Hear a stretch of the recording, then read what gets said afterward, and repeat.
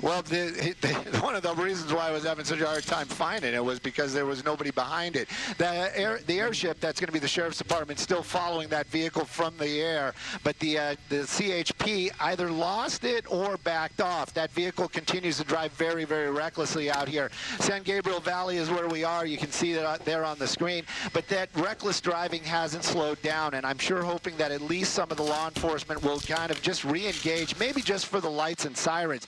That vehicle cutting corners, running stop signs, very residential neighborhood out here. Does he know where he is? Is this an intended area? I couldn't tell you, but I can tell you that that driving continues to be as reckless as we've seen from the beginning. The speeds, let me bring that up, running another stop sign there in this residential neighborhood. This is where it gets really dangerous, and it also is one of those things where policies and law enforcement and litigious things all kind of blend together, because it's one of the, if this guy gets into an accident, law enforcement might be held responsible. They'll be like, well, why were you chasing him? And if they don't chase him, well, then they also might be responsible. It's a very difficult decision, and I am glad I am not in that process, because I couldn't make those type of calls. But I can tell you where he is right now. We just made that turn back onto Whittier. I hear the sheriff's ship making calls again to the units on the ground, because we are definitely in sheriff neighborhoods. So they are going to try to re-engage and possibly at least warn the public. Look at those speeds, really starting to pick up. Now, of course, Whittier Boulevard is a little bit of a bigger road, but if you start running red lights out here in the residential neighborhood, that is not what anybody wants to see. Again, reckless DUI makes it even worse. This driver impaired and on the gas. It just keeps adding up and adding up. I hope this doesn't end in some sort of tragedy or injuries.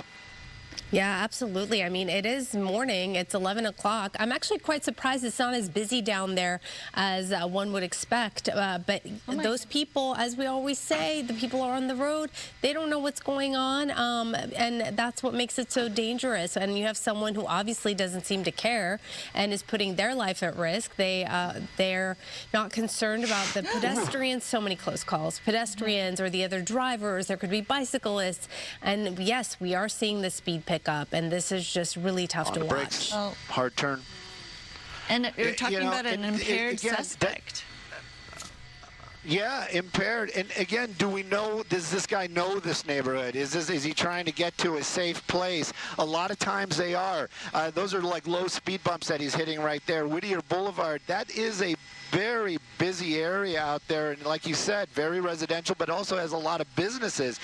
We've seen a couple of close calls as he made his way through some of those intersections. You can see the helicopter right there. That's the sheriff's ship, and he is definitely making calls. I know this area. Yeah, he's right behind some of those big stores right off of Whittier Boulevard. It basically what we're Olympic right here. Everybody knows does parallel Whittier. So he's continuing on this westbound movement, basically kind of going back to the area where it started. Now, this portion of Olympic Boulevard, you can see, is very industrial, a little less traffic out here, but that is a solid red, and you can see him kind of locking it up and then making that turn. When you see a suspect or when you see these vehicles in pursuit do those type of things, wrong side of the road, kind of cutting back over, you know, I just worry. I just like probably everybody at home, I worry about people on the ground doing their daily business and then just have this person barreling through and, you know, maybe even ruining somebody's life. Now this is getting a little unusual. We're now cutting, I thought he was maybe in an alleyway, just kind of cutting through some areas out here. There's a sheriff's unit actually there. He was like he's going towards it. Oh my goodness. Don't know what that was all about. But just went right by it. That deputy probably on some other type of call. But again, back onto it. Now we're on Atlantic Boulevard, and I'm not even going to give directions because he keeps changing them up.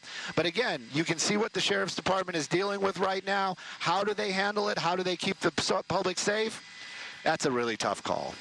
Like he's familiar with this area, because who would know to turn into that alleyway that goes into the street and then go around the roundabout right there. So it does seem like perhaps he knows this area. Oh my, yeah, I was thinking definitely the same thing. It seemed.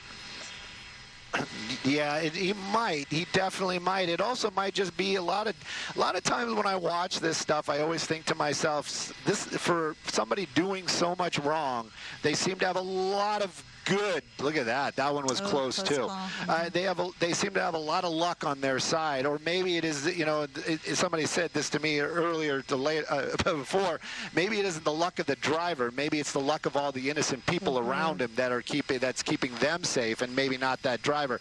The sheriff's ship right there in the shot coming back out onto, I believe that's going to be Whittier. I don't see him, so I'm venturing to say he went this way, and you can see the sheriff's units are getting a little bit closer. So that is a huge plus, at least for the public in my eyes. I don't know about the sheriff's department, but again, picked a bad street to go on. Really, really busy down there. The tow truck driver was like, just what the heck is going on? And it's like trash day. You see all the bins?